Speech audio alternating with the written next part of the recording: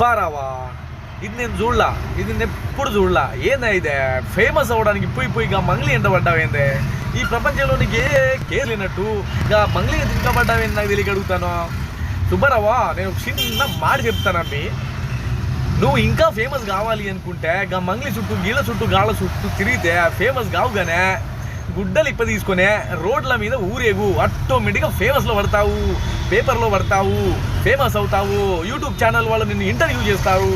కానీ ఏందే ఇదే ఈ ప్రపంచంలో నీకు ఏ కేసు లేనట్టు పోయిగా మంగ్లీ చుట్టూ పడ్డావేంది నాకు తెలియ అడుగుతాను. సుబ్బారావా, నేను ఒక్క చిన్న మాట చెబుతాను అబ్బి, పడితే పడ్డావు కానీ పొద్దున లేచిగా టీవీలలో ఇంటర్వ్యూ ఏంటబ్బే మా దరిద్రం ఏమో కానీ పొద్దుగా లేచి యూట్యూబ్ చూస్తే నీ దరిద్ర ముఖం చూడలేక చస్తున్నాం అబ్బి. నిజంగా చెబుతున్నా, నీకు అంతగా ఫేమస్ కావాలి అనుకుంటే రోడ్ల మీద నేను చెప్పినట్టు అపరిమత్తమే ఈ తలకాయ నొప్పి మా నెత్తిన పెట్టుకో.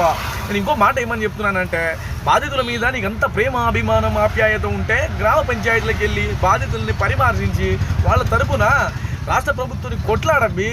లోపల నువ్వు ఏమైనా చేసుకో, ఊకే ఈ మీడియా ముందు రాచి ఈ యూట్యూబ్లో కనబడి మీ దరిద్ర ముఖం మా ముఖం చూపించడం ఎందుకు నాకు అర్థం కాకపోయా అవి. నేను ఒక మాట చెప్తా, మా బంజారా బిడ్డలు ముందే కదిరి నా కొడుకులు, నువ్వు ఎక్కడైనా బయటికి కనబడితే గుడ్డలు తీసి కొడతారు. నేను నీ మంచి కోరే చెప్తా ఉన్నా. ఇంకొకసారి యూట్యూబ్లలో ఈ ఇంటర్వ్యూలు ఇయ్య మాకు నీ దరిద్ర ముఖం చూడలేక చెప్తా ఉన్నావు. ప్లీజ్ దండం పెట్టి అడుగుతా ఉన్నా. థ్యాంక్ యూ, నీ మంచి కోసమే చెప్తాను. మళ్ళీ చెప్పాను.